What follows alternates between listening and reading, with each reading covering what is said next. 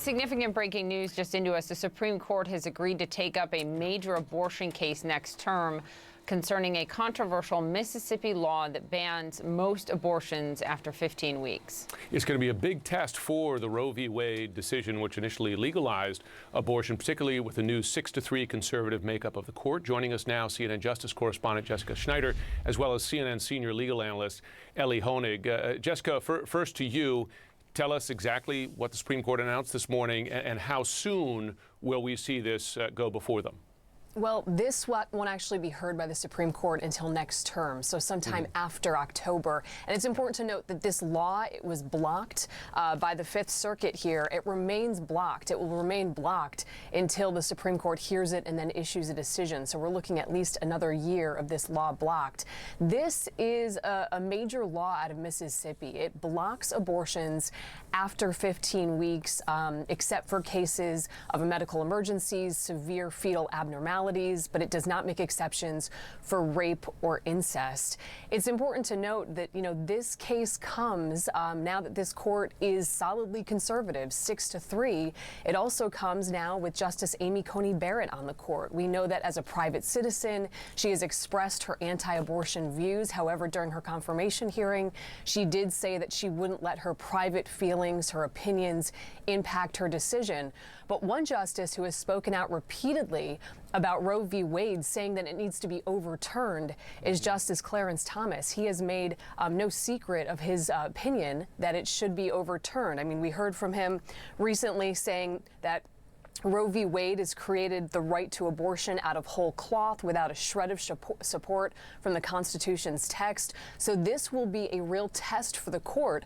We've also seen the court weigh in recently on some abortion-related issues. It was just back in January when the court actually reimposed restrictions on the abortion drug that women could previously get without visiting a doctor. They reimposed the rules, saying that women had to go in person in order to get this abortion drug. So we've seen already the court sort of moving more to the right, and now this will be a major test for the court. No doubt abortion rights activists are very concerned about this opinion about this case being heard at the Supreme Court next term.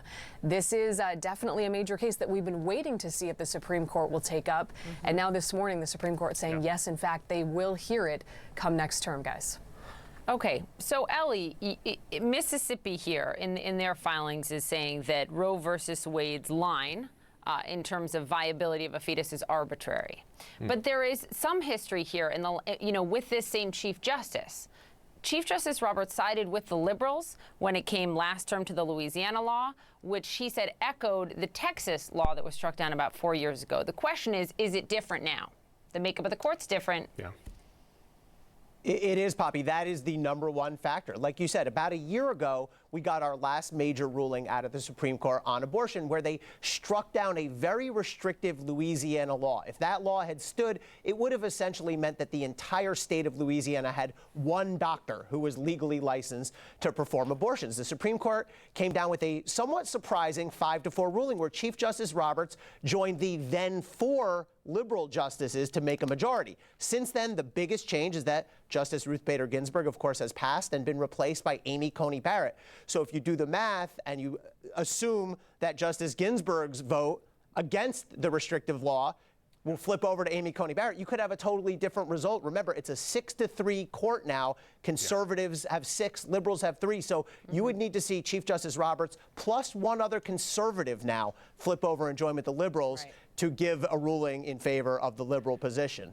Elie, the background here is important because Roe v. Wade has been a target of conservatives for years. And by the way, as they choose justices for the court and other high courts, they're looking at how they might decide cases like this. I just wonder, they've all been asked in their confirmation hearings these questions. They all have an answer for it. It tends to sort of say, well, I'm not going to break with precedent, blah, blah, blah.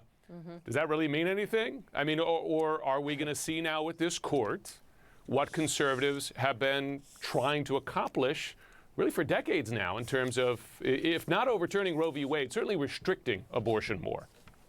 I put almost no stock in the stock answer of I'm just going to follow precedent because guess what the Supreme Court justices do? They decide what they think the precedent is and what the precedent means. So, yeah, this is a major issue. It's sort of remained quiet, relatively quiet, if you look nationwide in the Supreme Court over the last several years. But clearly, the position of the new justices on abortion has been a major political and legal animating factor. And let's remember, the 3 newest justices, all appointed by Donald Trump during his term, are also the 3 youngest justices on the court. So they're likely to be together as a bloc for many decades.